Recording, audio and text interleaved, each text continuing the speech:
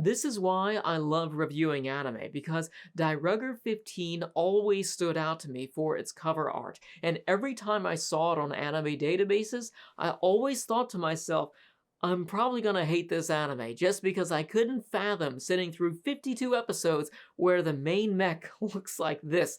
It really looks like a hodgepodge of generic early 80s sci-fi vehicles which have no distinguishable purpose, and that's kind of what it is. Even after finishing the anime, I feel this way about it. I do not like the mech designs, and in fact, I didn't care for any of the mech designs in the entire anime, which is a stark contrast when compared to Go Line, which was Toei's earlier anime from the previous year, which Go Line is iconic, it is awesome, and even some of the mech designs and enemy designs there were really nice too, and I unfortunately didn't feel that way about this. So what's really ironic about Dairugger 15 is that it is the closest anime that I have ever seen to Star Trek The Next Generation, and I have seriously looked for a long time. And it's crazy because this came out in 1982, whereas The Next Generation wouldn't come out until 87. And I wouldn't even compare it to the original Star Trek because this, the characters and the story, it's just so much more mature, and I feel like it's more complex, and it's more about diplomacy here, where the original Star Trek, that was more about the cowboy diplomacy. But basically, this is, you've got these two factions in Dairugger. First, you've got the Galaxy Garrison, and then you've got the Galveston Empire. So Galaxy Garrison is this multicultural organization comprised of humans and aliens alike, and Earth is this technological utopia at this point. So really, they're at the point in their society where they've got explorers out in starships searching space just for the sake of curiosity, with humans and aliens on the ship together. And then the Galveston Empire, they're searching space for a totally different reason, so the Galvestons actually misinterpret their intentions, feeling that their empire is being encroached upon, so they become defensive, and a big battle breaks out. And this whole differing perspective shifts is really the main thing about Dairugger 15 that I really enjoyed. So on the Galaxy Garrison side, you've got 15 central characters, and all of these characters, they have their own backstories and their own personalities and their own opinions, and it's really interesting because of this. They have differing opinions, and there's discord within the ranks because they'll argue and fight sometimes, and even outside of that, you've got the military hierarchy where you've got captains giving their orders that people have differing opinions on, and the same thing goes with the admirals back home. So it's really this wide web of differing opinions here, where some people believe that the Galvestons are evil and they need to be wiped out in order to protect Earth, and the others feel like the Galvestons could be reasonable and they could create peace with them. So there's these differing opinions there, and I really enjoyed this. But what's crazy is that a lot of the same things are also happening on the Galveston side as well. However, on the Galveston side, there's far less relevant characters there that are really important to the story, but I feel because of that, the fewer characters that we have on the Galveston side, the most reasonable ones easily became my favorite characters, like Commander Tellus, for example. He was my favorite character out of the entire anime,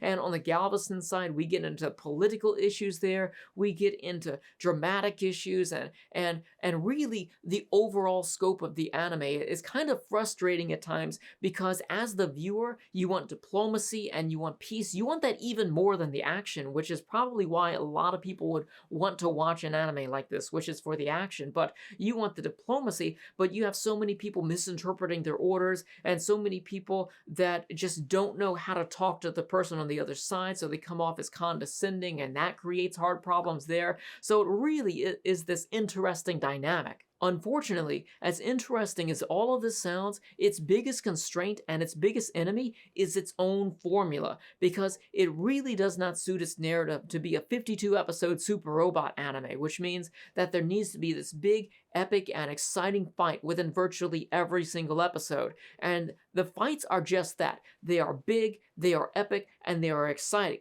The problem is that the episode content and the story is different. It is somber, it is dramatic, dramatic, it makes you want peace and diplomacy, it makes you care about the value of a life. So you're at odds here, and also, if you're, I know this was meant to be watched on a weekly basis for TV back in the 80s, but most people are going to marathon through this, and that's what I did. I marathon through this, and I quickly became so desensitized to the fights that they would start and they would end, and many times I would forget a lot of the things that have happened in the middle. But a lot of the things, you have Dairugger just blowing up these endless starships, cutting right through them. There's all sorts of enemy mechs, and there's all sorts of barrages of attacks that happen. Pretty much, it's so wild, but it really isn't the type of action that I would want to see within this type of narrative.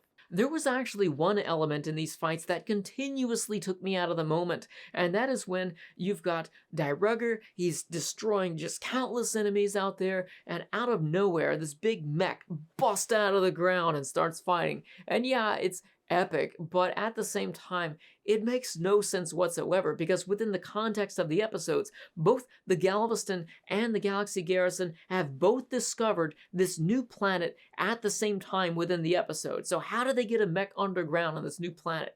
This happened a lot in Go Lion, so I guess that's a super robot trope, but within Go Lion, they were monsters, like organic monsters, and then you also had magic within Go Lion too, so it was at least it made more sense within the context of the story, whereas this just totally takes me out of the moment. So my overall feeling about Dairugger 15 is that the action really does set it back some, and I feel like this could have either been a 24-episode anime that was just so much better, or a 52-episode anime that could have done more with its characters. Even though I liked its characters on both sides of the equation, I liked its story too, it just feels like the action and its overall formula set it back a lot for me. So for that reason, I'm giving it a 7.5 out of 10. And there were many times I was watching this anime, it felt like it could have been maybe an 8.5 for me, but just the frequency of the action and how desensitized that made me feel, and just the conflicts there,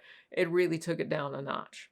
So thank you all for watching. If you'd like to support the channel, check out my Patreon and also my Etsy store, where I embroider patches and I sell them there, and that helps out a lot. Thank you all for watching, and I'll see you soon with another video.